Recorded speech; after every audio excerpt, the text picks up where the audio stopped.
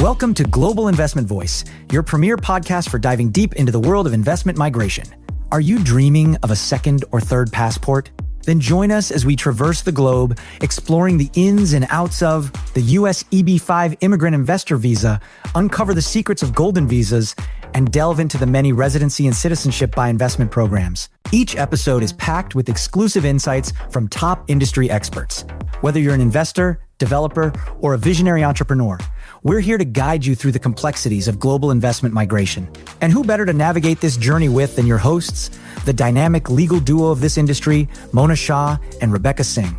Plus, hear directly from a lineup of global investment migration leaders. So, buckle up and tune in to Global Investment Voice, where your global investment journey begins and expands. Hello everyone. Most of you have heard by now that there's finally some movement with the Gold Card. Well, Mona, we've been hearing about this program since February earlier this year, which was initially supposed to have taken 2 weeks. But here we are, 6 months later. What has happened? Well, did you really think it was going to take 2 weeks? Definitely not. Don't you remember how long it took for the EB-5 Reform and Integrity Act, which was a full-blown piece of litigation? It took almost a year for that, for us to be able to file the first application. Yeah. And, the executive order came out for the Gold Card on September 19th, 2025, with a stipulation in there saying that the program has to be implemented within 90 days. So we're looking at 3 months to get this done. Well, that's if there isn't any litigation which might stop this. But let's get into the Gold Card program for a little while, because there's so much to talk about here. Oh, yeah. So, there has been some changes.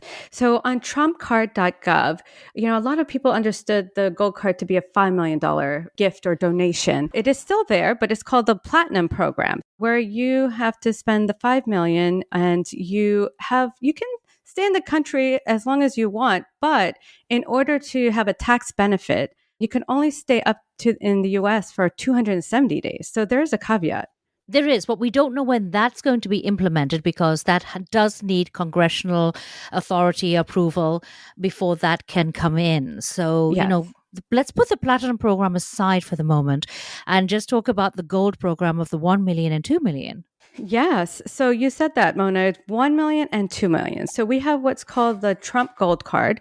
There is a non-refundable processing fee on top of that 1 million as well, with other qualifications. And then the other program is the Corporate Gold Card. So this is for corporations who wants to sponsor one or more employees. So what's interesting about this, though, is that you can have multiple $2 million sponsorships, or you can also sponsor an employee who could take over someone else's position. So for instance, if you spent the $2 million on one employee, but then you want to have someone else come in for that position, you don't have to repay another $2 million. It sounds like Trump has made sure that there's that element of you're fired, Yes. So, Mona, before we get into details of the program, I have a question. Of course. We've read so much going on. We have the EB-5 program, right? We already have an investment program. Why the Gold Card programs? What do you see as the intent? That's a very good question, Rebecca. And this is my own supposition. Every president does something to basically bring in the cash.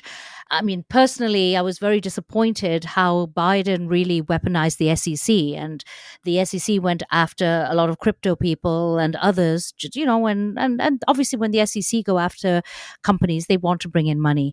So it's a money grab. That's how I really see this. But here's the thing. Expanding EB-5, which is what you would have expected an investment program to do, is not something that would have appealed to Trump, because EB-5 is a private company program. He has no say on how the money is spent.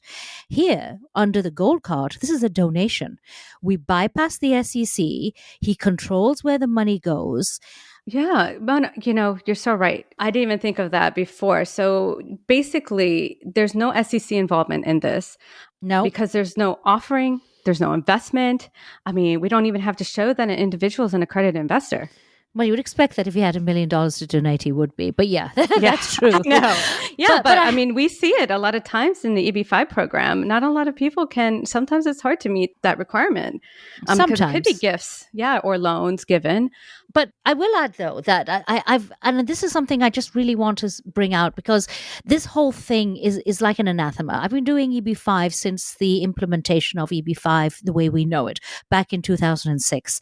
And since then, I have heard Congress go on and on about this is the sale of a green card.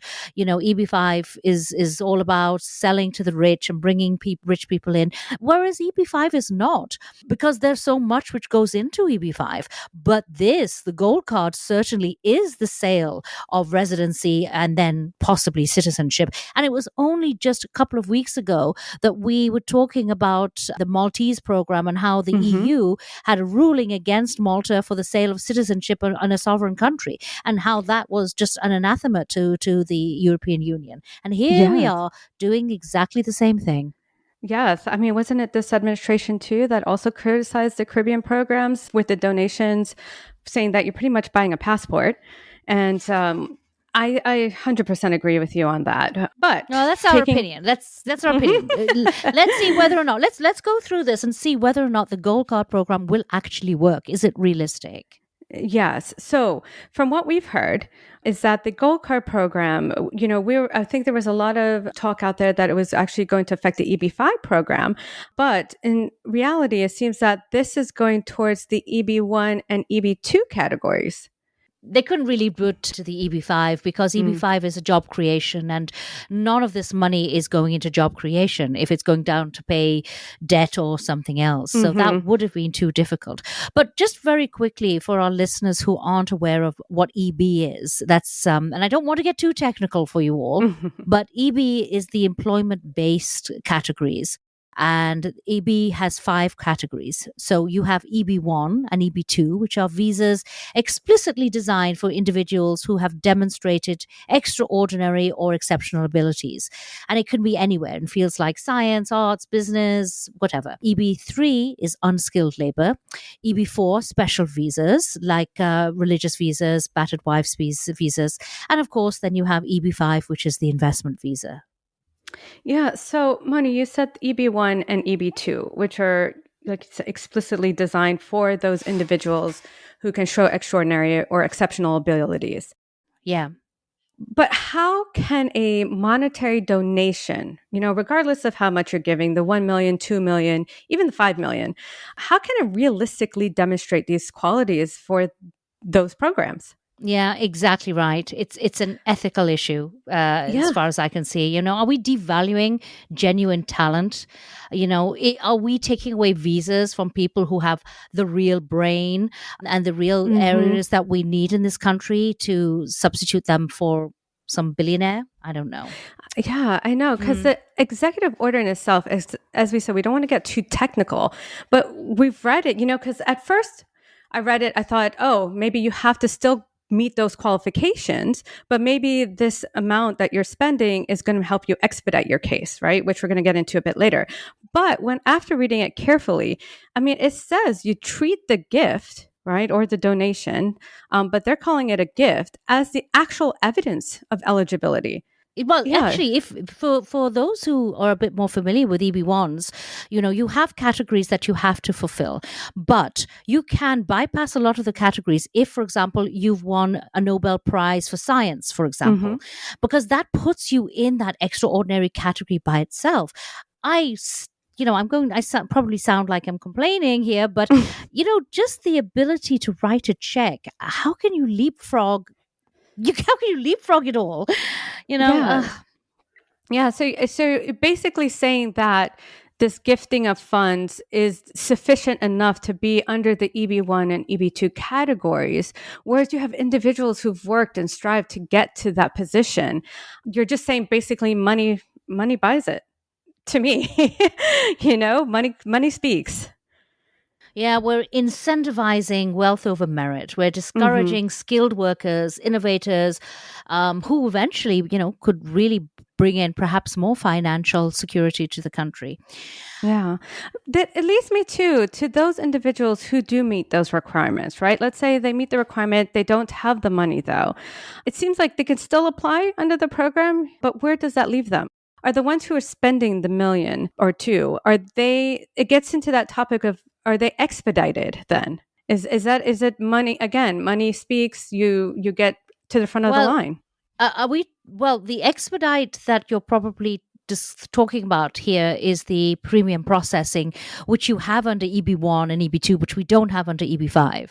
Yes. So with those unfamiliar with premium processing, it means that USCIS has to adjudicate or review your application within 15 business days. So we already have that. So, I'm just very curious to see where spending that much money, where it takes you with this. Well, let's do a quick parallel over with EB1, EB2, and EB5, just so it's just out there. We can Hmm. compare the two programs. Supposedly, the Gold Card program is not supposed to affect the current EB5 Investor Immigrant Visa program. But it does state in the EO, in the executive order, that the Secretary of Commerce shall consider expanding the Gold Card program to visa applicants under the investor program. But just consider it. So I'm not sure what that is supposed to mean.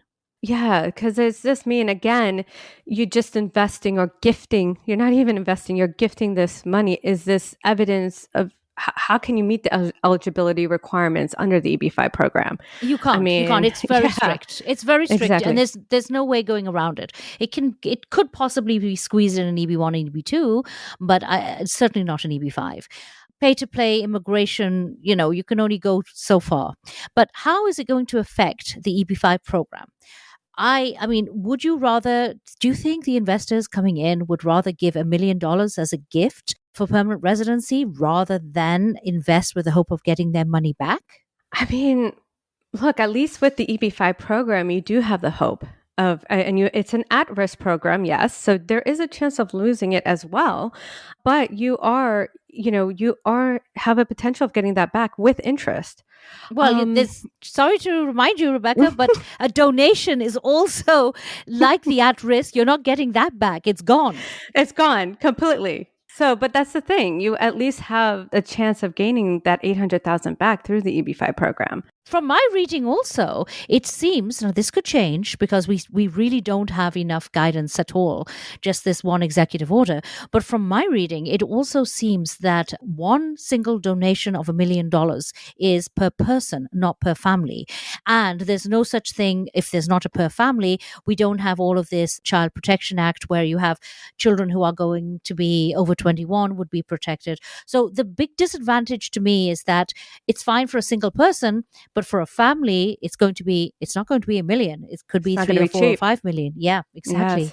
Again, how does a child show that they meet that requirement? I mean, a 5-year-old, there's no business acumen for that person. I mean, again, is it just showing that that money is a national interest, basically? So again, there's just so much confusion within that in itself. A lot of guidance is required, but there are other issues that we've spotted. And one of the big issues is one of the issues that we have with EB5, isn't it? Vetting the sources of funds. And of course, for so many countries, the path of funds. Yes, I can't imagine because there is vetting. And on the website. It does say that they are going to vet. Are they vetting individuals? I mean, that's already done at the consulate. You should be vetting individuals on their, criminal histories, on whether or not they've overstayed the US, things like that. So to me, they should be vetting their sources of funds because if not, that's a potential risk for money laundering, which we've seen in other cases. Yeah, of course. And then we have the whole criticism again. But I think outside of the sources and path of funds, the huge elephant in the room is what? It's the harsh reality of visas. Yes. I mean, look, so I think a lot of people read reports and they see 80,000 visas, but they're not realizing those are 80,000 visas that are already within the EB1 and EB2 category. EB1 and EB2 each have 40,000 visas.